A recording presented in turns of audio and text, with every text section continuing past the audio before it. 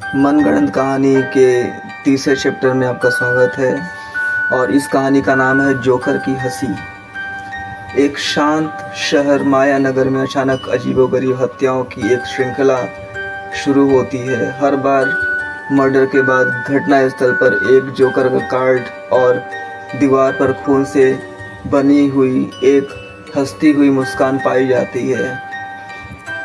हम देखते हैं कि इस कहानी का जो मेन जो कैरेक्टर होता है जोकर, वही असली किरदार होता है जो मर्डर करता है और एसीपी अरव राणा को इस केस को इन्वेस्टिगेशन करने की जिम्मेदारी दी जाती है और फॉरेंसिक में होती हैं डॉक्टर माया, जो कि फॉरेंसिक साइंटिस्ट होती हैं और जो भी मिस्ट्रीज़ होती हैं उसको वो सॉल्व करने की कोशिश करती हैं एसीपी अरव राणा के साथ।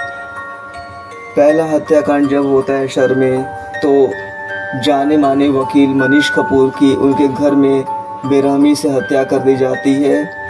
शरीर के पास जोकर का एक कार्ड और दीवार पर खून से बनी "वाई सो साइलेंट" की लिखावट होती है। एसीपी अरव केस संभालते हैं। उन्हें कुछ समझ नहीं आता कि एक सीरियल किलर का पैटर्न कैसे शुरू हुआ। जोकर की पहेली। दूसरा मर्डर एक टीवी एंकर का होता है जो हाल ही में एक केस पर जोकर जैसी किरदार का मजाक उड़ा रहा था। यहाँ कैमरे पर रिकॉर्ड होती है, लेकिन हत्यारा एक जोकर के मास्क में है। वो कैमरे में देखकर कहता है, सच को हंसी में उड़ा दिया, अब हंसी ही सच होगी। एसीपी अरव केस को समझने के लिए डॉक्टर माया सेन की मदद लेते हैं। माया बताती हैं कि हत्यारा एक नार्सिसिस्टिक साइकोपैथ है जो अपने शिकारों को उनके झूठे चेहरे की सज़ा दे रहा है, यानी वो उन लोगों को मार रहा है जो बाहर से अच्छे दिखते हैं लेकिन अंदर से भ्रष्ट होते हैं। एसीपी अरव को संदेह होता है कि माया खुद कुछ छुपा रही है। इन्वेस्टिगेशन में पता चलता है कि जोकर कोई आम हत्यारा नहीं है, बल्कि वह कभी एक सर्कस में जोकर हुआ करता था जिसे एक झूठे केस में फंसाकर जेल भेजा गया था। वहाँ उसे मानसिक टॉर्चर मिला जिससे उसका दिमाग बिगड़ गया। अब वह बदला ले रहा है उन सब से जो समाज के दोहरे चेहरे हैं। आरव को माया की फाइल में कुछ अजीब चीज़ें मिलती हैं। एक पुराना केस जिसमें एक छोटे लड़के को मानसिक अस्पताल भेजा गया था, नाम था आरव सेन। हैरानी की बात, वो लड़का अब जोकर है और माया उसकी सगी बहन है। आरव और माया एक पुराने बंद पड़े सर्कस में जोकर का पीछा करते हैं। वहाँ रंग बिरंगी लाइट्स और हंसी की डरावनी आवाज़ों के बीच जोकर का असली चेहरा सामने आता है। वो हंसते हुए कहता है, तुम्हारा न्याय मेरी हंसी के आगे कुछ नहीं। एसीपी साहब, मैं चेहरे नहीं नकाब हटाता हूँ। एक संघर्ष होता है। माया जो अब तक अपनी भावनाओं से जूझ रही थी, अंत में अपने सगे भाई को गोली मार देती है। जोकर मर चुका है, लेकिन जाते जाते माया के कान में फुसफुसाता है, हंसी कभी नहीं मरती दीदी, तुम भी कभी हंसती थी, याद है। और उसके बाद एसीपी आरव को एक जोकर कार्ड मिलता है माया के ऑफिस में। शायद यह अंत नहीं, एक शुरुआत होती है। जोकर मर चुका है, पर उसके मरने के बाद भी उसकी हंसी शहर में गूंज रही है और अब शक की सुई मुड़ रही है डॉक्टर माया सेन की ओर। एसीपी अरव राणा को लगता है कि शायद जोकर अकेला नहीं था।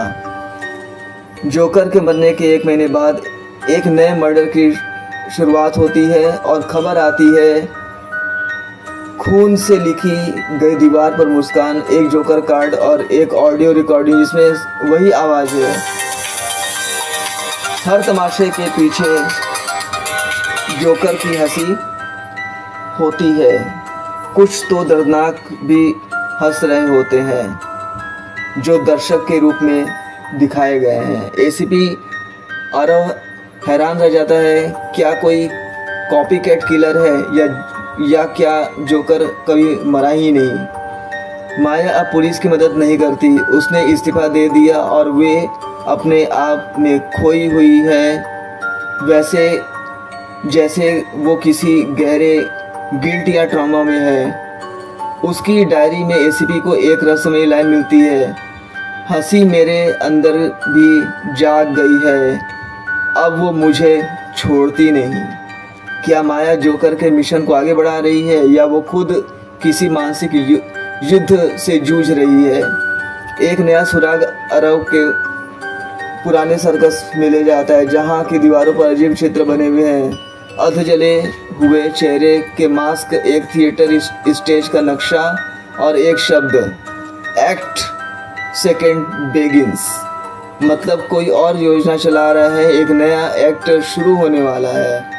इन्वेस्टिगेशन में पता चलता है कि जोकर के मरने के पहले उसने किसी से लगातार संपर्क किया था, एक क्लाउन थिएटर ग्रुप के लीडर से, जिसका नाम है मास्टर जेस्टर। एसीपी को लगता है कि असली मास्टरमाइंड वही है और जोकर तो सिर्फ एक प्यादा था। एसीपी और माया, जो अब धीरे धीरे टूटती जा रही है, को एक निमंत्रण मिलता है, एक शो का टिकट, एक सुनसान थिएटर, आधी रात। शो का नाम होता है द फाइनल लव। वहां पहुंचने पर थिएटर में सिर्फ 2 दर्शक, अरव और माया। मंच पर एक एक करके हत्याएं दिखाई जाती हैं जैसे लाइव परफॉर्मेंस, और फिर पर्दा उड़ता है। मास्टर जेस्टर सामने आता है। मास्टर जेस्टर बताता है, ये सब एक नाटक है, समाज के पाखंड का, झूठे चेहरों का। तुम सब ने नकाब पहन रखे हैं, हम तो बस वो नकाब उतारते हैं हंसते हुए। एसीपी उसे पकड़ने की कोशिश करता है, लेकिन थिएटर में आग लग जाती है। मास्टर जेस्टर भाग जाता है और माया कहीं गायब हो जाती है। कुछ हफ्तों बाद एसीपी आरो को एक लिफाफा मिलता है, जिसके अंदर एक जोकर का कार्ड होता है। पीछे लिखा हुआ है, कभी कभी जोकर ही असली चेहरा होता है, अगला शो जल्द ही होगा। मैं तीसरा पार्ट लिखता हूँ। तीसरा पार्ट बहुत ही भयानक है और ये एक अंतिम चरण है इस अध्याय को समाप्त करने के लिए। असली जोकर मारा जा चुका है, माया सेन का अतीत और मानसिक संतुलन संदिग्ध हो चुका है। मास्टर जेस्टर नामक एक रहस्यमय किरदार सामने आ जाता है। माया नगर में एक नया लहर उठता है। इस बार हत्याएं जोकर स्टाइल में नहीं हो रही, बल्कि पेंटिंग्स के रूप में। हर मर्डर के बाद दीवारों पर खूनी रंग से बनी हुई एक तस्वीर दिखाई देती है, किसी पुराने केस या व्यक्ति की छवि, जिस पर लिखा होता है, न्याय अधूरा है, अब फैसला रंग बोलता रहेगा। एसीपी आरव समझ जाता है ये मास्टर जेस्टर का नया तरीका है। माया अब मानसिक अस्पताल में भर्ती है। वह कुछ नहीं बोलती, बस दीवारों पर जोकर की आंखें बनाती रहती है। एसीपी उससे मिलता है। माया अचानक कहती है, शो खत्म नहीं हुआ, सिर्फ एक्ट बदला है, नकाब अब तुम्हारे चेहरे पर भी है। आरव, क्या तुमने कभी खुद को देखा है? क्या एसीपी आरव भी इस खेल का हिस्सा बन चुका है? एसीपी को एक सुराग मिलता है। मास्टर जेस्टर असल में कोई और नहीं बल्कि एक पूर्व पुलिस कमिश्नर होता है, करण मल्होत्रा, जिसे पुराने केस में फंसाकर सस्पेंड कर दिया गया था। करण ने सिस्टम से बदलाव में लाने के लिए और बदला लेने के लिए एक नया नाटक रचा, जोकर सर्कस थिएटर। सब सिर्फ उसकी एक स्क्रिप्ट का हिस्सा थे। अब उसका अगला शिकार खुद एसीपी आरव राणा था। आरव, जो कि करण का एक शिकार था, शहर के सबसे बड़े टीवी स्टूडियो को हाईजैक करता है। लाइव स्ट्रीम में एसीपी को बुलाता है। कैमरा चालू होता है। करण कहता है, अब लोग सच देखेंगे।